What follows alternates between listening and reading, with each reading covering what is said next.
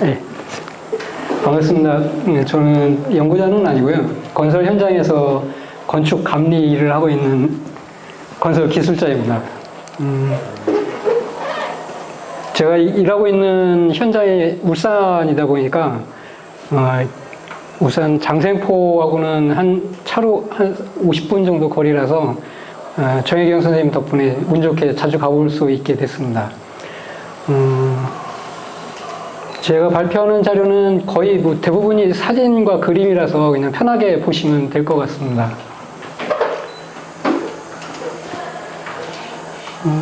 요거는 동영상, 전체 전경 동영상인데 한 7분 15초 분량인데 요거는 혹시 시간이 나중에 되면 소개를 하도록 하겠습니다.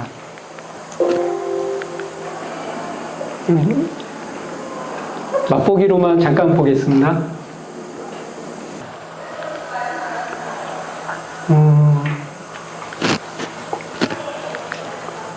요 가운데 있는 이 지도는 그 신사 관련 논문인데요.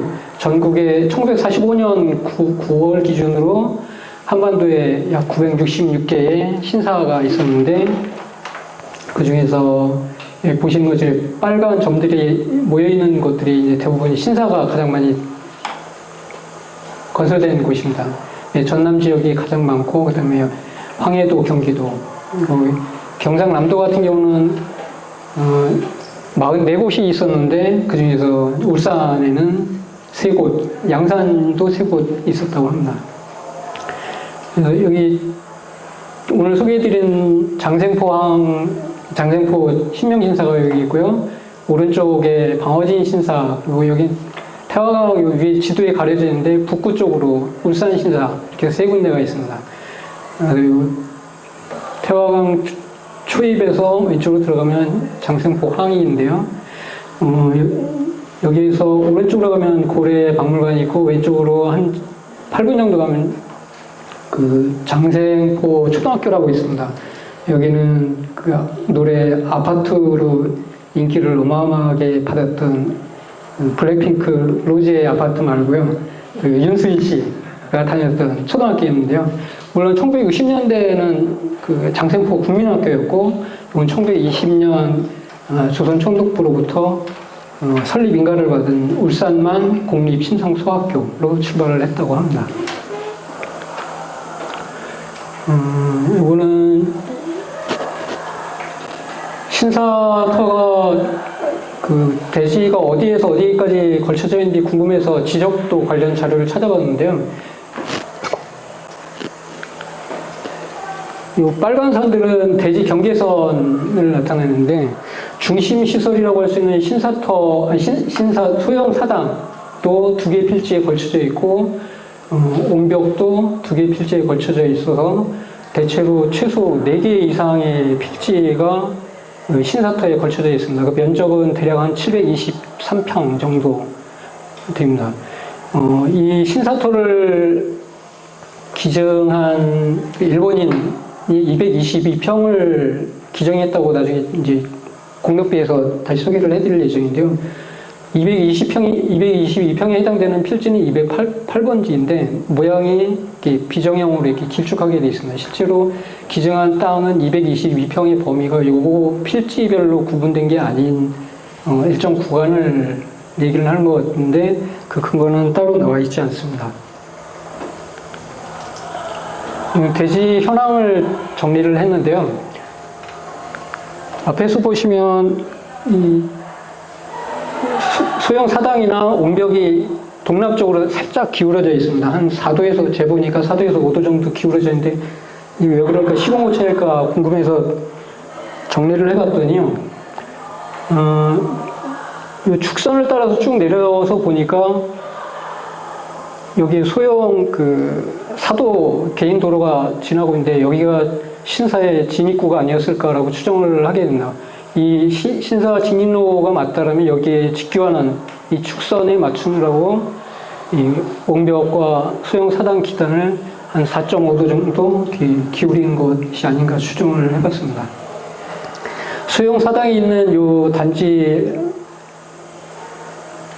현황고 레벨하고 두 번째 그 옹벽 3번으로 제가 순서를 맞춰봤는데요. 여기하고는 약 3m, 3.2m 정도 차이가 납니다. 그리고 만약에 이 사도 쪽에 있는 신사 진로가 맞다라면 여기하고 신사터하고는 대략 한 6, 7m 차이가 나고, 이 중간에 있는 옹벽, 3번 옹벽과 이 좌우의 경계하고는 거의 같은 숫자의 32m 수치가 나오는데요. 이건 계획된 것인지는 아직 확인은 안 됐습니다. 소형 사당이 올려져 있을 거라고 추정되는 기단부의 현황을 보고 계십니다.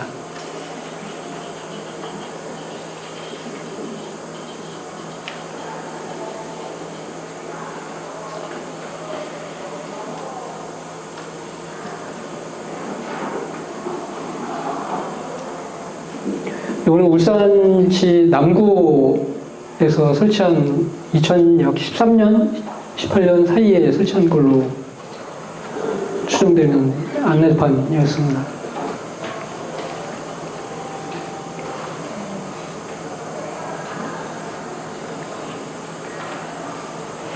그 소형사당 기단에서 장생포 항 방향을 바라보면서 찍은 정면인데요.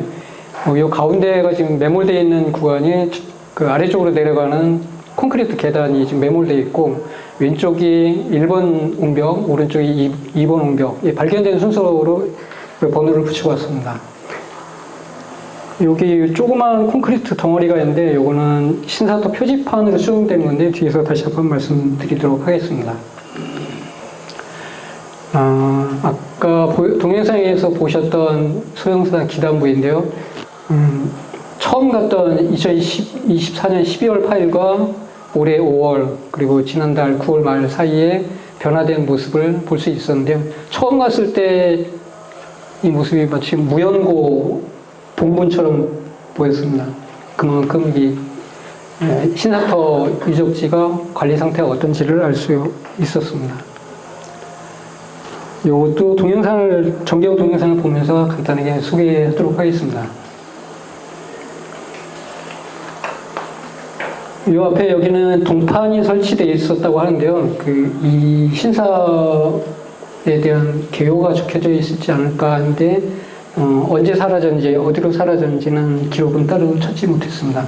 다만 추정하건대 아마 중일전쟁이 격화되는 시기에 금속 통제가 심해지던 시기에 아마 뜯어가지 않았을까. 그리고 중간에 이런 균열 부위가 균열이나 파손된 부위가 상당히 많이 보이는데, 이거는 제가 답사를 하면서 느낀 점은 자연 지반 침하로 생긴 거라기보다는 이 일대를 정비하면서 밭 주인이거나 아니면 남구청에서 이 일대를 정비하면서 중장비가 올라타서 외력에 의해서 심하게 충격이 간 것이 아닌가 추정을 하고 있습니다.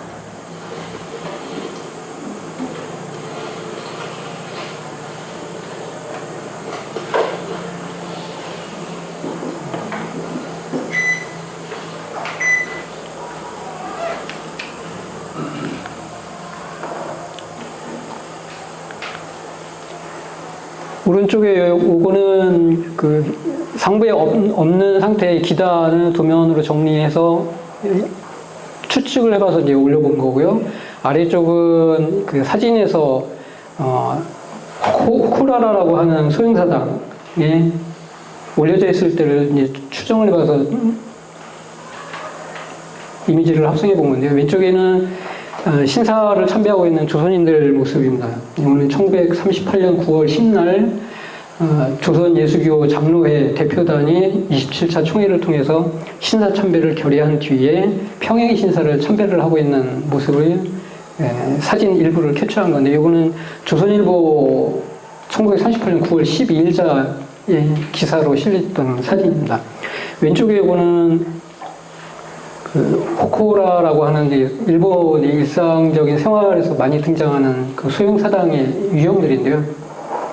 크기, 재료, 구조 이런 측면에서 굉장히 다양합니다. 가장 큰 것은 한 성인 어른 한 3명, 4명이 들어갈 수 있는 크기에서부터 요만한 조그맣게 방 안에 놓을 수 있는 도자기로 된 것에서부터 시작해서 굉장히 크기와 재료가 다양합니다.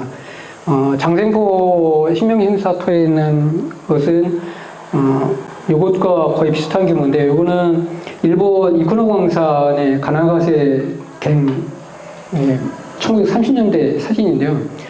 요 갱구의 좌우 폭과 높이가 약 2.3m인데 그 위에 올려져 있는 소형사당 높이를 비교를 했을 때 거의 같은 크기입니다. 그렇게 봤을 때 장생포 신명신사의 소형사당과 거의 비슷한 규모가 되지 않을까 좀 생각을 했습니다. 참고로 이쿠노광산은 잘 아시는 것처럼 그 전쟁범죄 기업으로 잘 알려져 있는 미쓰비시 광업, 현재 미쓰비시 머티리얼의 소유로 운영되고 있고, 현재는 터널 관광지로 활용되고 있다고 합니다. 이거는 신사터 기증자 공덕비를 소개하고 있는데요. 위치는 이 신사터 안내판과 소형사당 사이의 뒤쪽, 그 서북쪽 쪽의 모서리에서 발견을 했는데, 4월 27일 공동 답사 때 참가하신 선생님 한 분이 발견해 주셔서 그 내용을 파악하게 됐습니다. 위에 줄은 주로 공덕비 상부, 아래 줄은 그 하단, 세워져 있는 하단 쪽을 좀 정리를 했는데요. 이 공덕비 비문이 있는 쪽이 뒷면, 배면일 거라고 추정을 하는데, 이유는 이 공덕비가 요쯤에 세워져 있다가 해방되면서 주민들이 넘어뜨리면서 요 아래로 묻힌 걸로 추정을 하고 있습니다. 그래서 요 뾰족한 부분이 상부, 뒤쪽이 하단으로 추정을 하고 있습니다. 요거는 세워져 있을 경우의 모습을 그림으로 좀 정리를 했는데요. 크기는 폭이 60cm, 그 성인 어른 어깨 폭이 대략 한 60cm 정도 되는데, 그 정도로 보시면 되고, 높이는 1.5m, 두께는 45cm에서 60cm 정도 됩니다. 화강석의 부피를 기준으로 해서 그 추정을 해봤더니 무게는 약 1톤 정도 되는데요. 요 앞쪽이 정면일 거라고 추정을 해서 뒤집어 보고 싶었는데, 저 혼자 힘으로는 도저히 감당이 안 돼서 그냥 넘어갔습니다. 다만 비문을 정리를 했는데요. 탁 보면 제가 솜씨가 서툴러서 간신히 좀 정리를 했는데, 간단히 소개시켜 드리면, 신사토를 기증한 222평을 기증한 사람이 일본 아이치현 사람인데, 메이지 43년에 이곳에 장생터에 터를 정했다고 합니다. 메이지 43년이면 잘 아시는 것처럼 1910년 경순국치해이고요. 쇼와 2년에 신명신사 창립 때 그 신사터 222평을 기증을 했다고 하는데, 쇼와 2년이면 1927년인데요. 자료를 찾아보니까 이때 그 전국 노래자랑 사회자로도 잘 알려져 있는 송혜 선생님이 태어난 해라고도 합니다. 근데 내용이 보면 이 땅을 기증한 것에 대한 감사한 마음으로 시자일동, 이게 우지코라고 표현을 하는데, 일본말로 동일한 조상을 모시는 공동체, 이 사람들이 이 신사터 내에 이분의 비를 건립을 했다.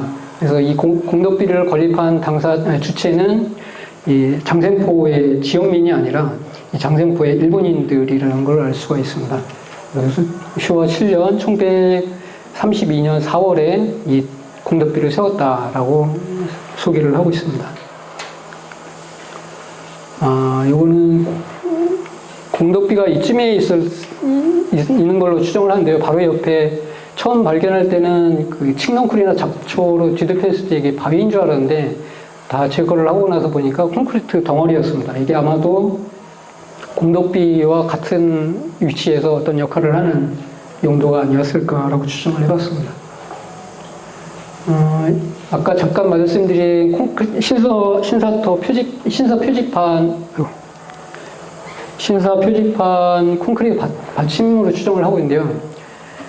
처음에 발견 당시에는 콘크리트 계단일 거라고 추정을 했는데, 역시 그 주변을 정리해서 보니까 독립된 하나의 콘크리트 구체였습니다. 여기에 그 희미하게 뭐라고 써 있고 뒤쪽에는 또 장생포 뭐라고 써 있어서 역시 그 탁본을 떠봤더니 이 앞쪽에는 의외의 그 글자가 나왔습니다. 영문 보이스 CE인지 CI인지라고 적혀 있고 이 뒤편에는 장생포 어업조합의 하성민이라는 이사가 이 판을 기증을 했다라고 하는데 여기는 무슨 글자인지 깨져서 알 수가 없습니다. 이 두 개가 비교가 되는 게 이거는 준비된 판으로 이렇게 찍은 반면에 아래쪽은 아마도 손가락 같은 연한 걸로 시멘트 몰탈이 양생되게 마르기 전에 꾹꾹 눌러서 표시를 한 것이 아니었을까. 그리고 이 신사터 표지판으로 추정을 하는 이유는 여기 보시면 중간에 그 철물 4개가 심어져 있습니다. 이거는 아까 신사터 그 소형사당 기단에서도 그 이런 것이 있는데요. 상부 구조물을 연결하는 철물, 이게 건설 현장에서는 앵커볼트라고 하는데요. 그 앵커볼트 자리로 추정을 하는데 자세히 보면 이 폭과 길이, 두께는 약 175mm, 17.5cm고요. 폭은 한 355, 그러니까 35.5cm인데 보통 그 구조물들은 이제 좌우 대칭에 2배수, 3배수 이런 식으로 이제 형성을 하는 것으로 적용한다면 이 표지판의 두께, 전체 높이는 아마도 85cm를 넘지 않을 것 같다라는 생각이 들었습니다. 그리고 재료는 화광석으로 추정을 하고 있습니다. 우리는 일본 온벽 우측에 덮여져 있었던 그 콘크리트 턱인데요. 아마도 수수소라고 해서 그 신사 참배 바로 전에 손이나 입을 닦는 곳, 그 용도가 아니었을까 생각을 하고 있습니다. 생각보다 규모가 커서 단변 짧은 쪽이 2m, 긴 쪽이 약 3.3m 정도 됐습니다. 이거는 지난 궁동 답사 때 발견된 일본 옹벽의 모습이고요. 여기 쭉 따라오면서 이렇게 조그맣게 그 육각면체가 있는데요. 요거는 난간을 설치하기 위한 받침으로 추정을 하고 있습니다. 작은 것은 가로 세로 높이 15cm, 큰 것은 가로 세로 높이 18cm인데요. 난간 기둥과 난간 동자를 설치하기 위한 받침으로 추정을 하고 있습니다. 이건 두 번째 오른쪽에 있던 옹벽인데요. 왼쪽에 보시면 이 옹벽에 이게 크게 파손이 되는데 이것도 자연 훼손이라기보다는 아마도 포크레인이라든지 이런 장비로 이 주변을 정비하면서 훼손한 것이 아닌가 추정을 하고 있습니다. 옹벽과 주변 현황 보여줬는데요.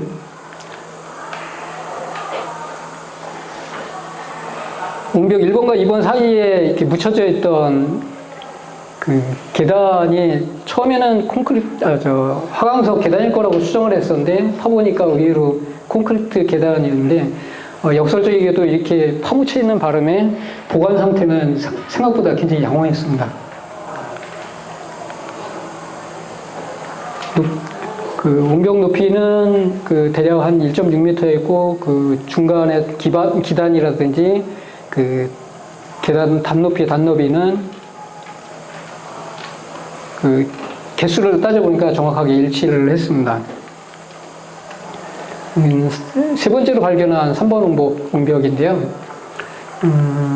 재밌는 건 소형사다 기단이나 콘크리트 옹벽이나 계단이나 모두 철근이 들어가 있지 않은 게 현장에서 묵은 콘크리트라고 하는데요.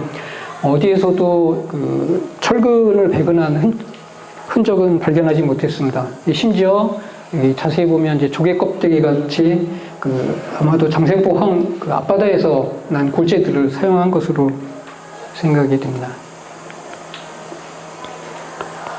오른쪽에 보시는 거는 2013년도에 그 변경 전 안내판, 위에서 보시는 거는 그 이후 17년, 19년 사이에 남구에서 설치한 건데요.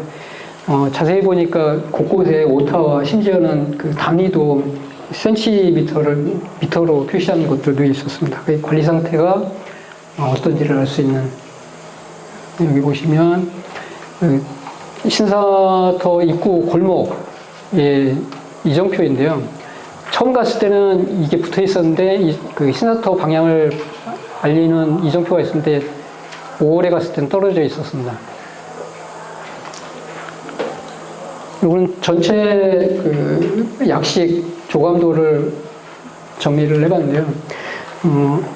점선으로 표시된 부분은 이제 추정해서 정리한 건데, 이런 부분들은 추후에 추가 발굴이 필요하지 않을까 좀 생각을 하고 있습니다.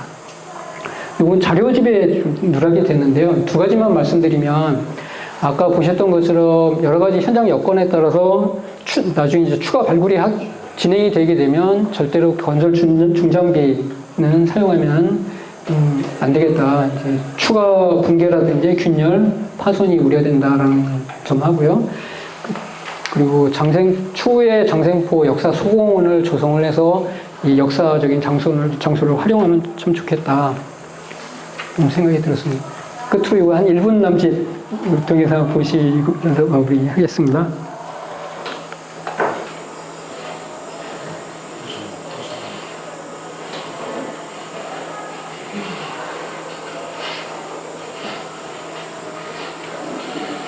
덤불이 있는 곳이 소형사당 터인데요. 잘 구분이 안 되시죠?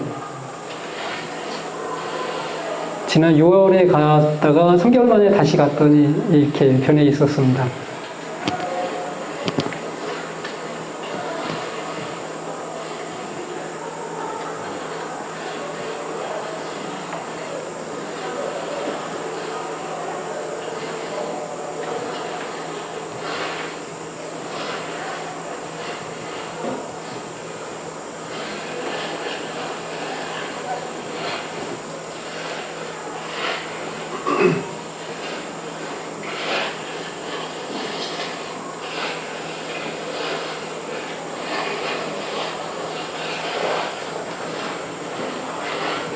답사하면서 살짝 걱정됐던 게 뱀이 나오지 않을까 했는데 골목에서 만난 거 빼고는 다행히 뱀을 발견하지 못했습니다.